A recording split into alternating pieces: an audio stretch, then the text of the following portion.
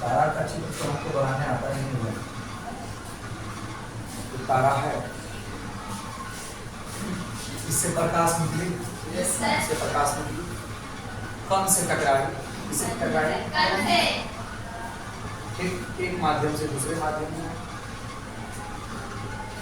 उसी रास्ते से आएगा कि फिर दूसरे माध्यम में आएगा। बार बार वायुमंडलीय अपवर्तन हो रहा है। उसी को जिस तरह से अभी हवा वायुमंडल को मैंने कहा था कि रफी सर से पूछिएगा कि उसको कितने भागों में बांटा गया, आप अपनी मर्जी से बार बार उसको बांट लीजिए, बार बार बांट लीजिए। तो मान रहे हैं ना कि हर जगह का वायु का जो कंडीशन है वो एक जैसा नहीं है।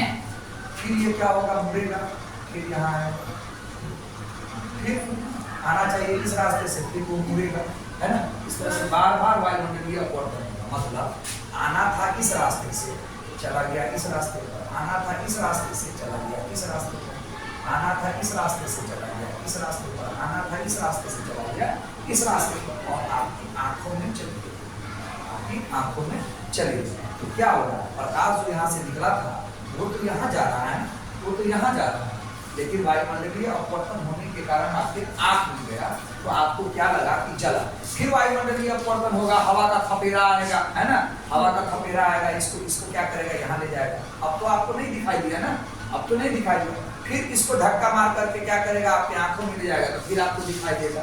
आई बात समझ। इस तरह से बार बार अपवर्तन होने के कारण तारे हमें टिमटिमाते नजर आए। उसका सबसे अच्छा कारण ये है कि चूंकि तारे हमसे काफी दूरी पर हैं, सूरज की तुलना में काफी दूरी पर है। सवाल आपसे पूछा जाए कि सूर्य की रोशनी टिमटिमाते नहीं है, लेकिन तारे की रोशनी टिमटिमाते क्यों है? सूर्य नहीं टिमटिमाते लेकिन तारे क्यों टिमटिमाते हैं? तो उसका जवाब यही है कि सूर्य तारों की तुलना में हमसे निकट है, ठीक है ना, दोनों से प्रकाश निकल रहा है, इसमें कोई शक नहीं है। तो ये निकट होने के कारण सारा का सारा प्रकाश हमारे आंखों में आ जाता है, तो पूरा हमारी आंखों में आएगा, तो वो हमारा लहर से भागेगा नहीं, भागेगा नहीं। अगर एक भागेगा तो दूसरा मेरे आंखों में हर वक्त बना रहेगा, हर वक्त बना रहेगा, दूसरा भागेगा तो तीसरा हर वक्त बना रहेगा, क्योंकि वो कम सफर तय करके आ रहा है। और तारे की जो रोशनी है वो बहुत दूर से हमारे पास आ रही है, तो क्या होता है, इतना उसका वायुमंडलीय अपवर्तन होता है कि एक जाता है और जब तक दूसरा आता है तब तक लग जाता है कि तारा मेरे आंखों से हट गया, और उसमें बार बार इतना ज्यादा आता है कि उसको लगता ही नहीं है कि मेरे सूरज की रोशनी, लगता ही नहीं कि मेरे आंखों से हटा है।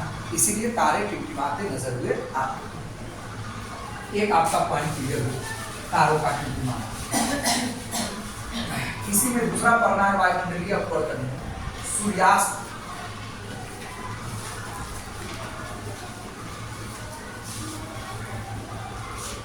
और सूर्योदय का आभासी समय, सूर्यास्त और सूर्योदय का आभासी समय। तो सूर्यास्त का मतलब होता है सूरज का डूबना, और सूर्योदय का मतलब होता है सूरज का। सूर्यास्त का होता है सनसेट और सूर्योदय का होता है सनराइज। क्या होता है? सनराइज। सनसेट और सनराइज दोनों के बीच का आभासी समय कितना मिनट का होता है? 4 मिनट। सूरज उगते समय, कल्पना करो अभी सुबह हुई थी, ठीक है ना, जिस समय सूरज आसमान में उगा भी नहीं था, जिस समय सूरज आसमान में उगा नहीं किया था, डेली तुम सूरज को देखते हो, कल्पना करो, नहीं देखते हो कल देख लो जाकर के, है ना, आज डूबेगा उस समय देख लो, क्योंकि तुमको सीखना है, तुमको समझना है। तो जिस समय तेरी आंखों में देखते हो कि सूरज तो आया नहीं है, आसमान में सूरज आया नहीं है, हकीकत में आया नहीं है, लेकिन फिर भी वो आपको दिखता रहता है। ये 2 मिनट का समय होता है। 2 मिनट पहले से हमको सूरज क्या होता है? दिखाई देने लगता है। वो उगा नहीं है, आसमान में आया नहीं है, हकीकत में नहीं आया है, लेकिन हमें दिखने लगता है। कितना मिनट पहले? 2 मिनट पहले। इसी प्रकार जब सूरज डूबता है तो वो हकीकत में डूब चुका रहता है, वो हकीकत में उगा नहीं रहता है, फिर भी दिखाई देता है। और ये हकीकत में डूब चुका रहता है, फिर भी हमको 2 मिनट बाद तक दिखाई देता है। डूब चुका है फिर भी लगेगा कि नहीं उगले है, तो 2 मिनट बाद तक हमको दिखाई देता रहता है। और यहाँ 2 मिनट पहले से दिखाई देने लगता है, उगा नहीं है। चित्र देखिए अभी समझ में आ जाएगा। ये आपकी पृथ्वी है, ये आपकी क्या है, पृथ्वी है, कोई दिक्कत। ये एक रेखा मान लिया रेखा। अब सूरज देखो कहाँ है, सूरज कहाँ है, ये आपका सूर्य है, ये आपका क्या है, सूर्य है। अब ये सूरज उगा, अब ये सूरज, अब देखिए अभी तक डूबा हुआ है, अभी तक क्या है, आइए ठीक है, समझिए ध्यान से। अभी सूरज ये क्षैतिज रेखा है, ये कैसी रेखा है, क्षैतिज रेखा। ये कैसी रेखा है, क्षैतिज रेखा। ये कैसी रेखा है, क्षैतिज रेखा है। और सूरज कहाँ आया, ऊपर आया। सूरज कहाँ आया, ऊपर आया। तो देखिए आप यहाँ है, ये ऊपर आया था, आपको दिखाई दे रहा है। जब ये नीचे था, इस क्षैतिज रेखा से नीचे था, तब भी आपको दिखता था। मतलब उगने से 2 मिनट पहले तक आपको दिखाई दे रहा था। 2 मिनट पहले तक नहीं, ठीक करिए, 2 मिनट पहले से आपको दिखाई देने लगा था। आई बात समझ में? और ये उगते ये रहा आपका 12 बजे। ये रहा आपका 12 बजे, जिस समय सूरज आपके सर पर रहता है, ठीक है, जिस समय सूरज आपके सर पर रहता है। ये रहा आपका दोपहर का समय, ठक के 12 बजे। आई बात समझ में? फिर ये क्या होता है, अब डूबने लगता है। अब क्या करने लगता है, डूबने लगता है। तो देखिए अभी क्षैतिज रेखा से ऊपर सूरज है, ठीक, हकीकत में डूबा नहीं है, लेकिन अब लाइन से कहाँ चला गया, नीचे चला गया। लाइन से कहाँ चला गया, नीचे चला गया। फिर भी अब तो ये डूब चुका है, फिर भी ये आपको दिखाई दे रहा है। तो 2 मिनट बाद तक तो सूर्योदय और सूर्यास्त का जो आभासी समय होता है वो कितने मिनट का होता है, 4 मिनट।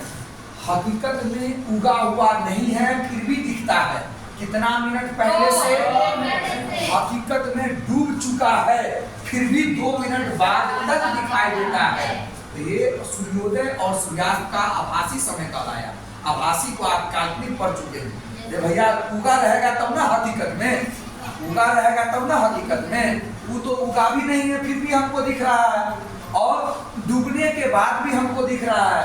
तो उगते समय 2 मिनट पहले और डूबने के बाद 2 मिनट तक हमें दिखाई देता रहता है। यही सूर्योदय और सूर्यास्त का आभासी समय है।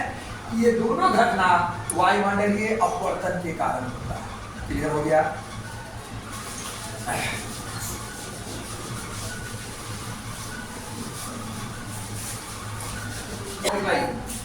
टॉपिक दे दीजिए।